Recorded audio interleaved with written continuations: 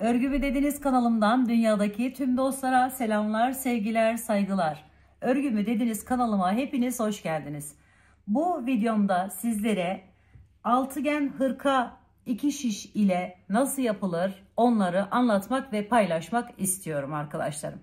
Tığ işi olarak altıgen hırka çalışmamızdan bluz çalışmamıza varana kadar hepsi vardı. Bir takipçim 2 şişler ile yapmamı istedi. Ben de hemen bu güzel hırka çalışmasını yaparak sizlere anlatmak, paylaşmak istedim arkadaşlar. Umarım sever ve beğenirsiniz. Beğeni ve yorumlarınızı videomun alt kısmında yapabilir. Ayrıca paylaşımda bulunarak daha çok kişilere ulaşımını sağlayabilirsiniz arkadaşlar. Şimdi altıgen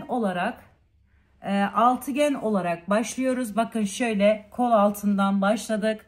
Bunun nasıl başlandığından kenarlarına varana kadar detaylı bir şekilde anlatımı videonun içerisinde mevcut arkadaşlarım. Sorularınız olursa yorum kısmına yazarsanız elimden geldiğince anlatmaya çalışırım. X small bir beden için yapıldı arkadaşlarım. Şu Alize'nin midi isimli ipini kullandım. 5 milimde tığlar, şişler kullanarak yaptım arkadaşlar bu çalışmayı. Evet, şimdi gelin bu güzel hırka çalışmasını hep birlikte örelim. Örerken stres atalım arkadaşlar.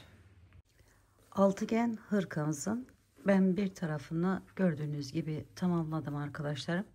2 şişle yapacağız şimdi. Öncelikle koltuk altından başlayacağız. Şöyle biraz ip bırakıyorum. Önce bu şişlerle başlıyorum. Şişlerim 5 milim. Kullandığım ipim Alize midi olacak arkadaşlar. Şimdi şöyle ilmek alıyorum. 8 tane ilmek takıyorum. 1 2 3 4 5 6 7 ve 8. Evet, 8 tane ilmeği takıyoruz. Koltuk altından başlıyoruz. Şimdi arkadaşlar şöyle göstereyim. Bakın şöyle çıkacak, devam edecek. İlk başta bu ilmeğimi şu şekilde normal alarak bir örüyorum. Birinci ilmeği. İkinci ilmeği şöyle bakın, giriş yapıyorum. Bir tane aldım. Üzerine alıyorum. Bir de şu şekilde alıyorum bakın. Şöyle çıkartarak alıp topluyorum. Bir ilmekten 3 ilmek çıkartmış oluyoruz. Hemen yanındakini arkadaşlarım. Birini aldım. Üzerine alıyorum. Şu şekilde alalım. Daha rahat anlaşılsın. Bakın arkadan aldım. Sonra üzerine alıyorum. Sonra bunu da öndekine örüyorum. Bu birinci köşemiz. Bu ikinci köşemiz. Şimdi üçüncü köşemizi yapalım.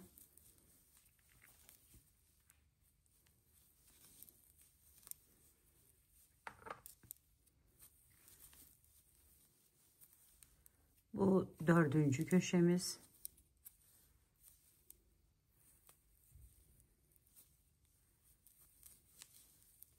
Bu beşinci köşemiz olacak.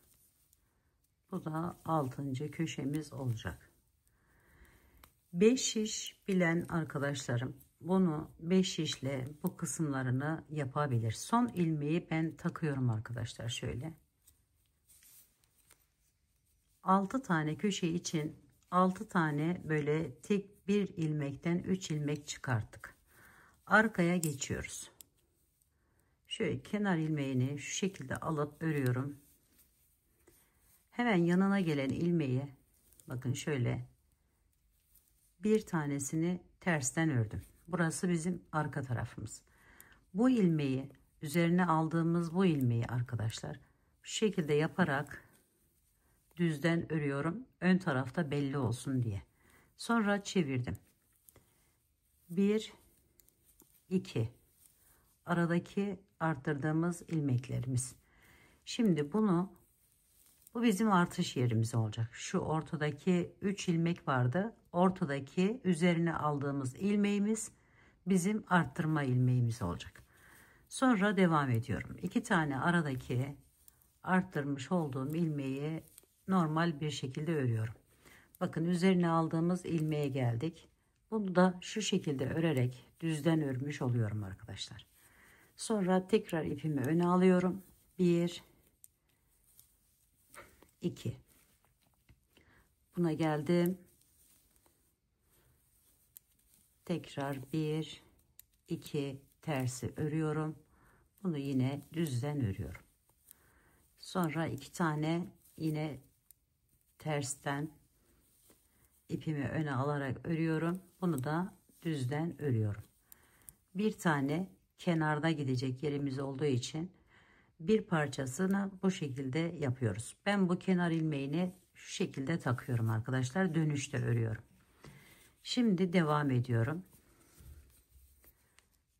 Bakın buraya giriş yaptım. Şöyle normal ördüm bunu. Hemen yanındaki ilmeğimi düzden örüyorum. Şimdi bu arttırma ilmeğimiz olduğu için normal bir arkadan giriş yapıyorum. Şu şekilde düzden ördüm. Üzerine alıyorum. Bir daha buradan örüyorum arkadaşlar. Buraları şöyle birleştirdiğimiz zaman o da bir kenarımız olacak. Bakın şöyle göstereyim. Alttan giden, bakın bunu alta getireceğiz ve üstünü de tabii ki de bu şekilde birleştireceğiz. Şimdi bu şekilde arttırmamızı yaptıktan sonra aradaki 2 tane ilmeği yine düzden örüyoruz. Arttırma ilmeğimize geldik. Bakın şöyle göstereyim. Ters, bu tarafta ters. Şöyle aldım. Üzerine alıyorum. Tekrar düzden örüp devam ediyorum. Çok kolay aslında arkadaşlarım. Şöyle aldık, örüyoruz. Kolayla başlamak istedim. Daha sonra isterseniz daha farklı modellerde çalışabiliriz. Şöyle yapıyorum. 1 2 bu her defasında, her sırada aradaki ilmek sayımız bir bu taraftan bir bu taraftan olduğu için 2 2 artacak arkadaşlarım. Şimdi buraya geldim. Arttırma yerime üzerine alıyorum ve şu şekilde alarak 3'e tamamlıyorum arkadaşlar. Arada 2 tane düz örüyorum. Sonra yine arttırma yerime geldim. Üzerine bir aldım. Tekrar bu şekilde örüyorum. 1 2 aldım. Üzerine alıp bir de aynı ilmeğin bu tarafından alarak düzü de bir tane kenar olduğu için bunu taktım ve arkaya geçiyorum. Arkada bir tanesini sadece arttırma ilmeğimizi düzden örüp diğerlerini tersten öreceğiz. Şimdi bakın sayı 2'ye çıktı. Burada şöyle alalım.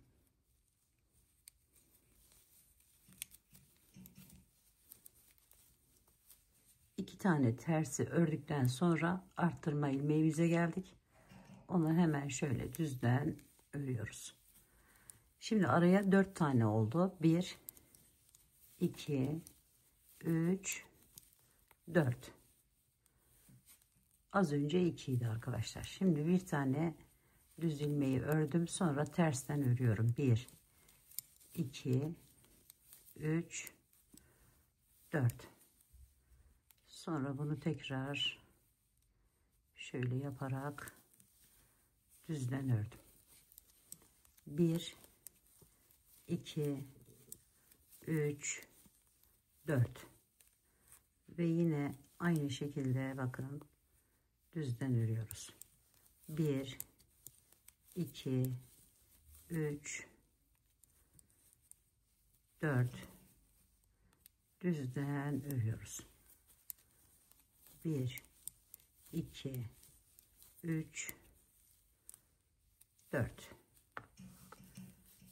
Bunu da tekrar düzden devam ediyoruz. Son olarak 2 tane kenar olduğu için bakın bu kenarlar birleştiğinde 4 oluyor. Yani bir köşemizde bu şekilde tamamlıyoruz. Şimdi devam ediyorum. Aynı şekilde arkadaşlarım bir sıra daha yapalım. Şimdi kenar ilmeğimi normal bir şekilde aldım. Buradaki 2 tane ilmeğimi kenardan örüyorum. Sonra bakın bu artırma ilmeğime geldim. Bir tane aldım. Üzerine bir alıyorum. Bir de bu tarafından alarak 3'e çıkartıyorum sayıyı. Şimdi 1, 2, 3 ve 4. 4'ü ördüm. Yine artırma yapıyorum.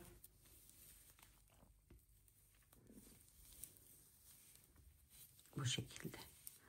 Devam edelim. 1, 2, 3, 4.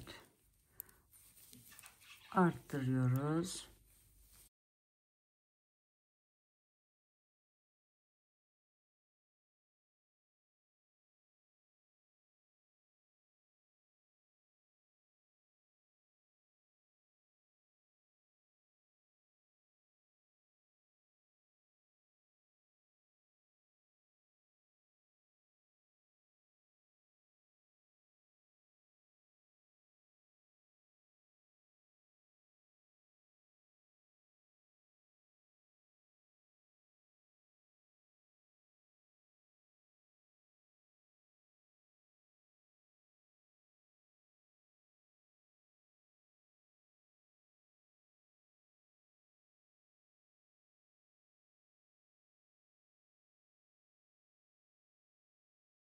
Şimdi burada sayımız, ters öreceğimiz ilmek sayısı 3'e çıkıyor. 1, 2, 3. Arttırma yerimize geldik. Hemen düzden örüyoruz. 6'ya çıkıyor. İkisinin arasındaki 1, 2, 3, 4, 5, 6 ve düzden ördük. Devam ediyoruz. 2, 3, 4, 5, 6, 5 işle hiç uğraşmayın derim arkadaşlar. 2, 3, 4, 5, 6 ve birleştiriyoruz. 1, 2, 3, 4, 5, 6 ve birleştiriyoruz.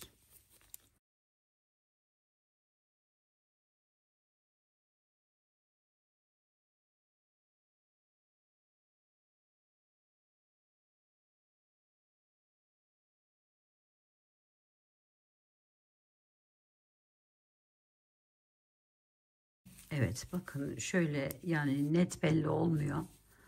Uzun bir müddet bu şekilde arttırarak her sırada 3, yani bir ilmekten 3 ilmek çıkartarak büyütüyoruz parçamızı arkadaşlarım. Şimdi bunu ne kadar büyüteceğimizi size söylemek istiyorum. Evet, bakın buraya geldim. Yine bunu örüyorum. Üzerine aldım. Artışımı yapıyorum. Bu şekilde devam ediyoruz arkadaşlarım. Hiçbir şey yapmadan bunu kol altından omuza gelene kadar devam edeceğiz. Eğer geniş bir kol beni rahatsız etmez derseniz arkadaşlarım, şöyle bu şekilde devam ediyoruz. Bakın köşemizin bir tanesi bu şekilde oluşuyor. Evet arkadaşlarım, bakın bu şekilde bunu büyüterek devam ediyoruz. Şimdi bu büyütme işlemini şuradan ayarlayabilirsiniz arkadaşlar. Koltuk altından boyun kısmına gelenen yere kadar, mesela benimki biraz da salaş bir hırka olacağı için şöyle 27 santim. Şurayı da şey yapabilirsiniz ama daha çok bu yaka kısmını, yani boyun kısmına, omuza değil de boyuna doğru alırsanız ölçüyü daha rahat edersiniz. Şu kol boyu da zaten kendiliğinden büyüyor. Parçanın bir tanesi şöyle, anlaşılıyor mu arkadaşlarım? Şöyle bakın. Şöyle devam ediyor. Buradan da anlaşılabilir. Şöyle göstereyim. Bakın. Şöyle. Bu tarafı birleştirmiş olsaydık şuradan birleştirme yapacaktık. Şu kol rahat geçsin istiyorsanız arkadaşlarım o kadar devam edebilirsiniz. Bu kol daha geniş olabilir, benim için fark etmez diyorsanız biraz daha uzatabilirsiniz. Şimdi bu uzunluğa geldikten sonra aynı şekilde diğer parçamızı da bu uzunluğa, yani bu kadar öreceğiz. Şurada gördüğünüz parça kadar öreceğiz arkadaşlar. Şöyle göstereyim bakın.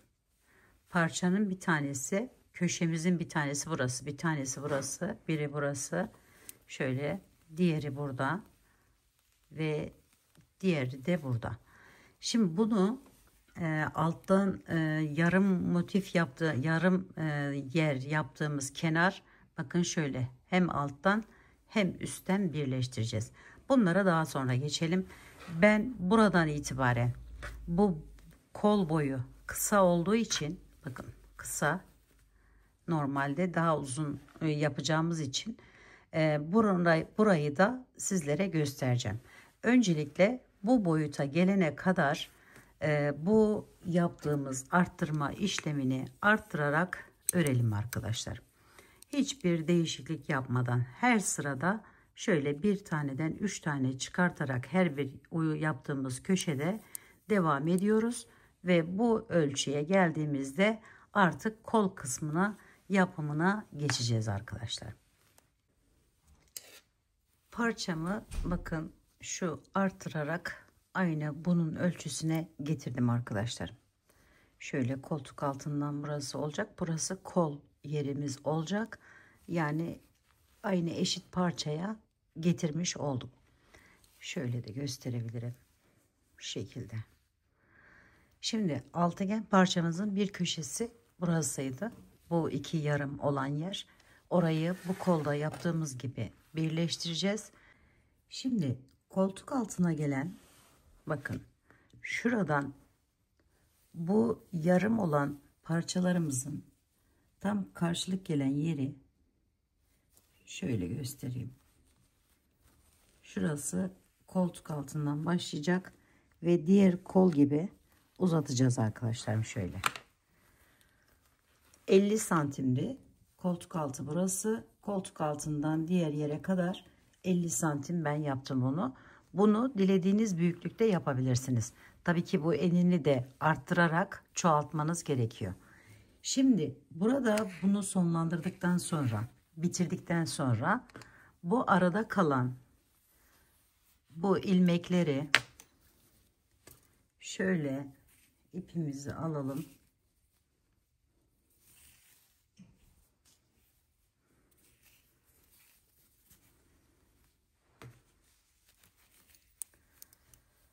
Şöyle alıyorum. Bunu bağlıyorum önce.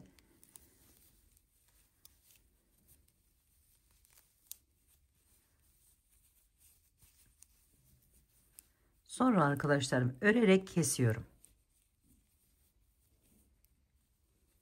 Şöyle örüyorum ve bunu bunun üzerinden atlatıyorum.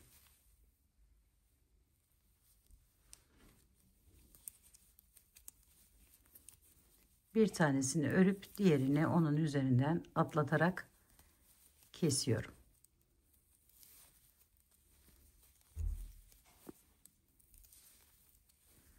Ters olduğu için tersten örüyoruz tabii, arka tarafındayız. Bu şekilde.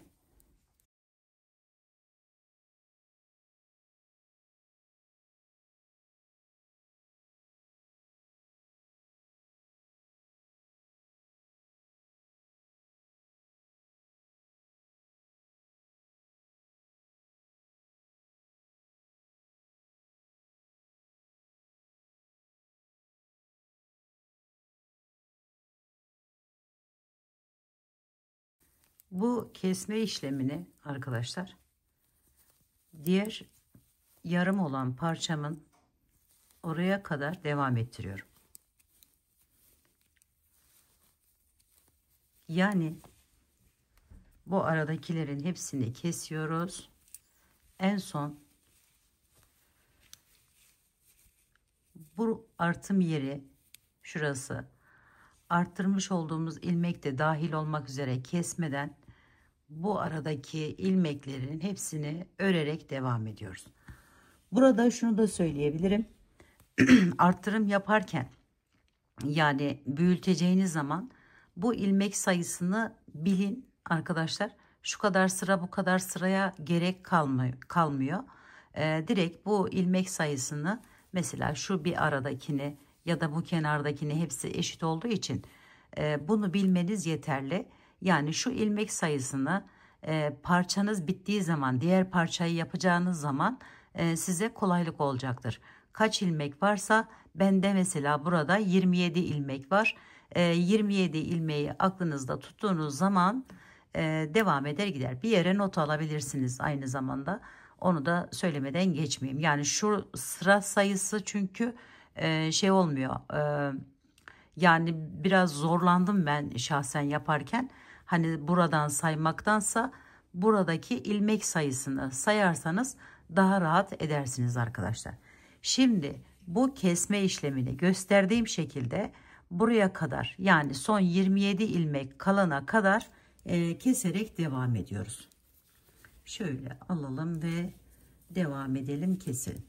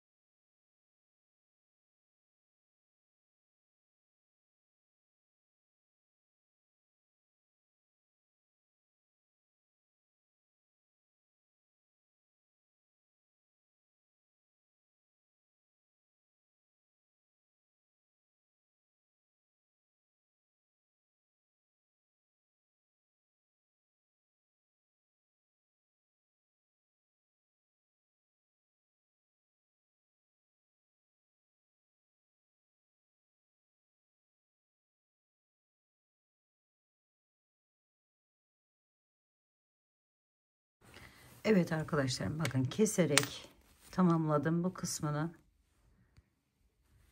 Şimdi burada benim 27 tane ilmeğim var. Bu kalan ilmeği de aynı bunun gibi örerek uzatacağım arkadaşlar.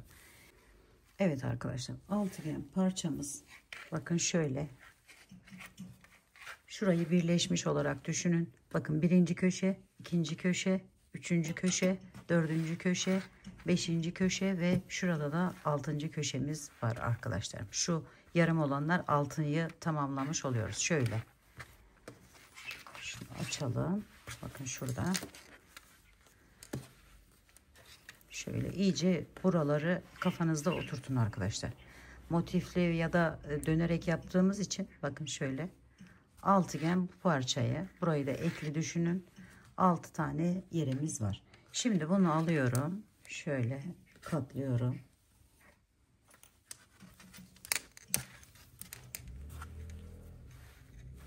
Ve bakın burası yaka yerimiz olacak. Kola geliyoruz. Bakın bu öreceğimiz yer. Diğer kol da burada. Şöyle göstereyim onu da. Kolun alt tarafını ben tamamlamıştım. Şimdi bunu da aynı uzunluğa getirince birleştirmesini, eklemesini göstereceğim. Bakın burası koltuk altı oluyor. Buradan itibaren koltuk altından itibaren benim 50 santim yapmam gerekiyordu. 50 santime tamamladım arkadaşlarım diğer parçamızı. Şimdi bu burayı yarım olan yerimizde aynı şekilde 50 santime getireceğim. Benim yaptığım ilk small koltuk altından kol uzunluğu 50 santim yeterli oldu benim için. Ondan dolayı sizinkiler tabii ölçüleri değişecektir. Kime yapacağınıza göre arkadaşlarım. Bakın buraya geldim. Modelimin arka tarafındayım. O yüzden şöyle arka kısmından alarak devam ediyorum ve diğeri gibi şunun gibi bir parça daha buraya yapıp burayı kol olarak kullanacağımız yer haline getireceğiz arkadaşlarım. Evet, bunu da şu şekilde bakın diğer kolla yaptığımız gibi eklememizi yapacağız ve büyük oranda hırkamızı tamamlamış olacağız.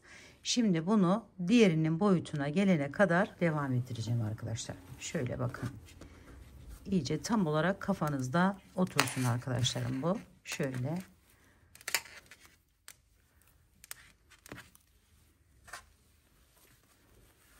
Şurası koltuk altı. Buradan itibaren dediğim gibi 50 santim yaptım. O şekilde sizin ölçüleriniz tabii ki de değişecektir arkadaşlar. Şimdi burayı tamamlayıp tekrar görüşelim arkadaşlar. Evet arkadaşlarım, bakın kollarını tamamlamış oldum. Bir yarısı burada, bir yarısı da burada. Şöyle göstereyim.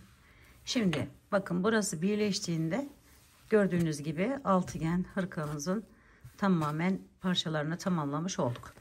Şimdi bunu şöyle tutuyorum.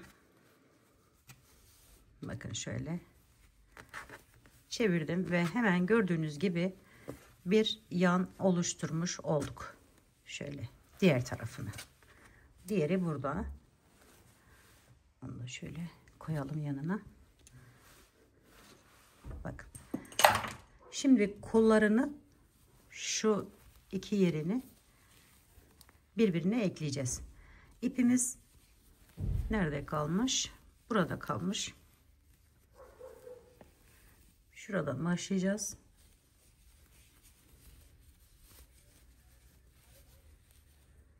İpimizin kaldığı yer burası. Bu yakaya olacak. Buradan bir yaka yeri bırakıp bırakana kadar şöyle ekleyeceğiz. Daha belirgin olsun diye şöyle bir tığ aldım arkadaşlarım. Tığla yapacağım. Şimdi bu burada. Hemen takıyorum. Şöyle bakın. Şuradan tutuyorum. Bu şekilde çekiyorum. Sonra diğer parçaya geçiyorum. Şöyle şuna. Buradan alıyorum bu tarafa. Bunu biraz böyle hafif gevşek yaparsanız böyle zikzaklı daha güzel, daha belirgin bir hale gelir arkadaşlar. Şöyle aldım. Tamamen içinden geçirelim. Bu şekilde bakın. Bir oradan alıyoruz, bir oradan alıyoruz.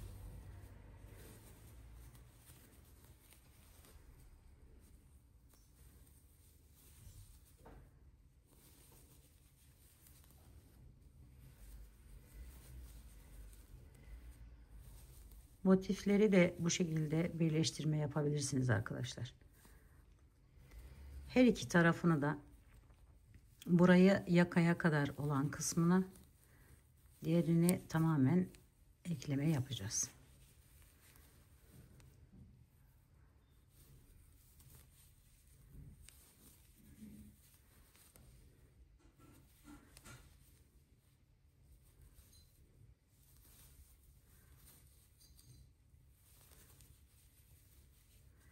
Şöyle bakın, zikzaklı bir görüntü elde ediyoruz. Evet, şimdi bu işaret koyduğum yere kadar arkadaşlarım bu kısmını ekleyelim.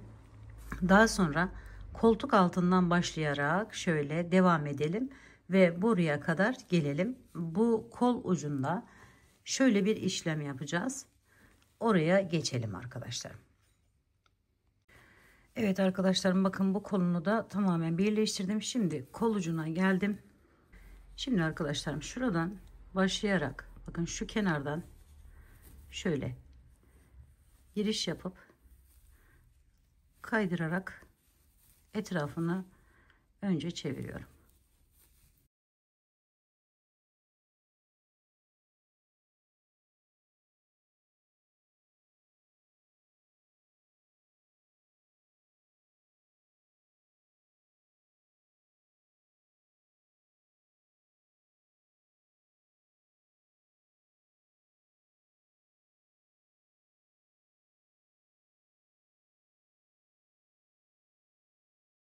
Şurada şu şekilde bir yer oluşturacağız. Birazdan oranın üzerinden bir daha bu şekilde geçeceğiz ama yine birleştirme yaparken yaptığımız gibi zikzaklı bir şekilde devam edeceğiz.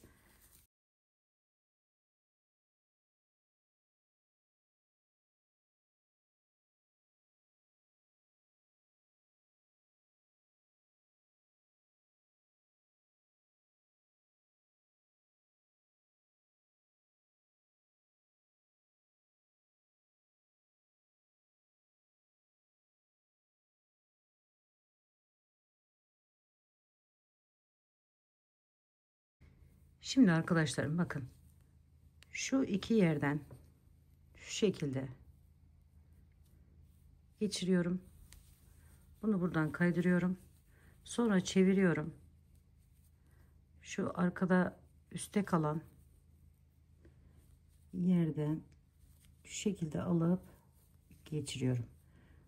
Sonra buraya geçiyorum. Bir buradan bir buradan. Bakın sonra bu tarafa geçiyorum. Sonra bu tarafa. Burayı zikzaklı bir hale getiriyoruz.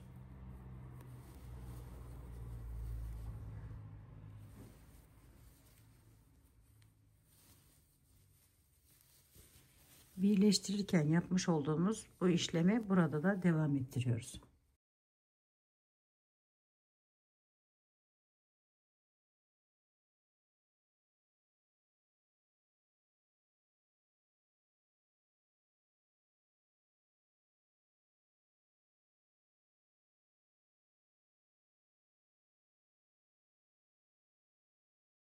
Şöyle ikisinden de alabilirsiniz.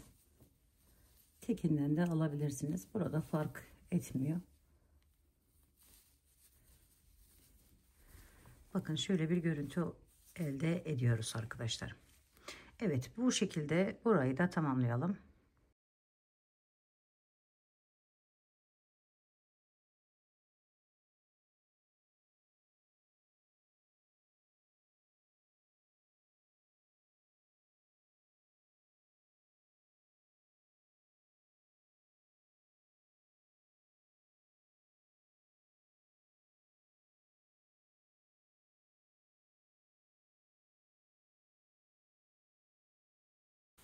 Evet, bakın şu görüntüyü elde ettik arkadaşlar. Bu sırada buhar ütüsü yaptıktan sonra daha düzgün duracaktır. Şunu da hemen şöyle giriş yaparak içe doğru kaybediyoruz.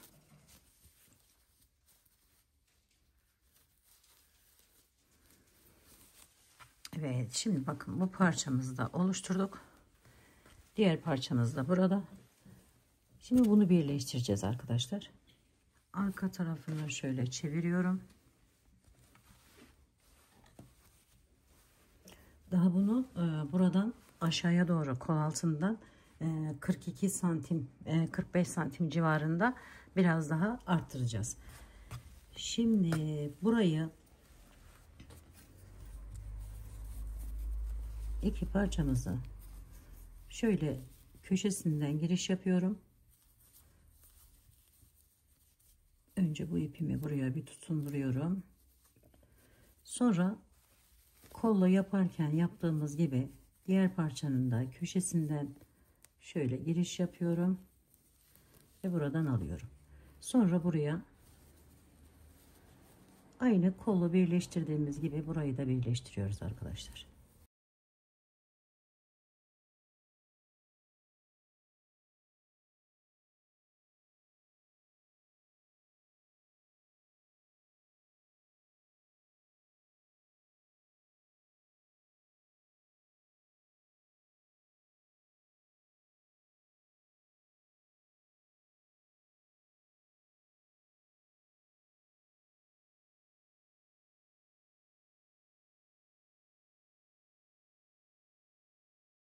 Bakın şöyle bir görüntü elde edeceğiz bu sırada da birleştirme yaparken. Evet, bunu sona kadar devam edelim. Ve alt kısmına geçelim arkadaşlar.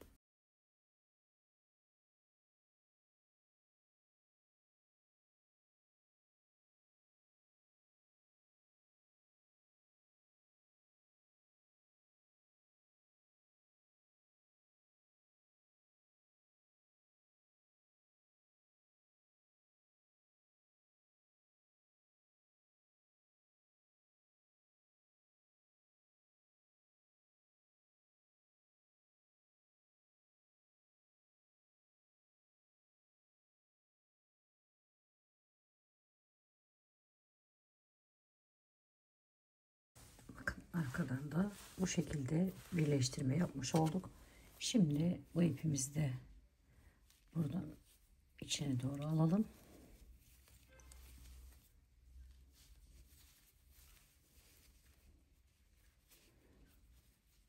Ve şimdi alt kısmına geçelim arkadaşlar. Bunu uzatacağımız için şöyle. Evet arkadaşlarım, uzunluğunu da bakın tamamladım. Bu kadar benim için yeterli. Dilediğiniz uzunlukta yapabilirsiniz ayrıca. Şimdi düzden örüp geldikten sonra şöyle biraz şişimi tutayım. Bütün etrafını arkadaşlarım, hepsini bir tane şöyle ilmek çıkartarak çeviriyorum. Yani topluyorum, ilmek çıkartarak ilmekleri topluyorum şişime. En az 2 sıra olacak şekilde. Bakın yakasını, diğer yanını, hepsini bu şekilde devam ediyoruz. 2 sıra bu şekilde bütün etrafını ördükten sonra kesme işlemini yapıp daha sonra kol ucuna uyguladığımız işlemin aynısını uygulayarak hırkamızı tamamlamış oluyoruz arkadaşlar. Şöyle bakın. Şöyle kenarından takarak burada giderken arkadaşlarım her sıra, 2 sırada bir, yani bir gidiş geliş yaptık, bir tane arttırarak bakın şöyle bir görüntüde elde etmemiz gerekiyor. Evet, şimdi bunu da tamamlayalım ve büyük oranda hırkamızın yapımını tamamlamış olalım.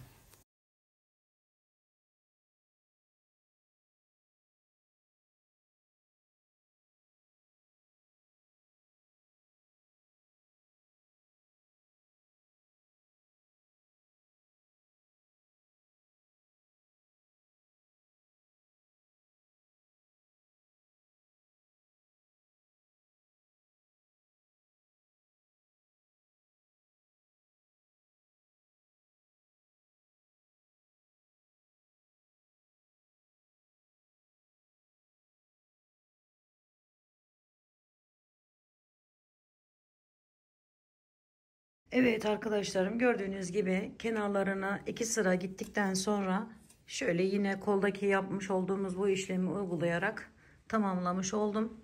Ve böyle güzel bir hırka meydana geldi arkadaşlar. Evet, umarım sizler de sevmiş ve beğenmişsinizdir. Bir de kuşak yaptım arkadaşlarım şöyle. Başta da söylediğim gibi beğeni ve yorumlarınızı videomun alt kısmında yapabilir. Ayrıca paylaşımda bulunarak daha çok kişilere ulaşımını sağlayabilirsiniz. Yapacak olan arkadaşlarıma şimdiden kolaylıklar diliyorum. Örgüme dediniz kanalıma abone olmayı, beğenmeyi, yorum yapmayı, paylaşımda bulunmayı unutmazsanız çok mutlu olurum. Bir dahaki en farklı, en değişik örgü model, teknik ve tasarımlarında görüşmek üzere. Hoşça kalın, sağlıkla kalın, Allah'a emanet olun.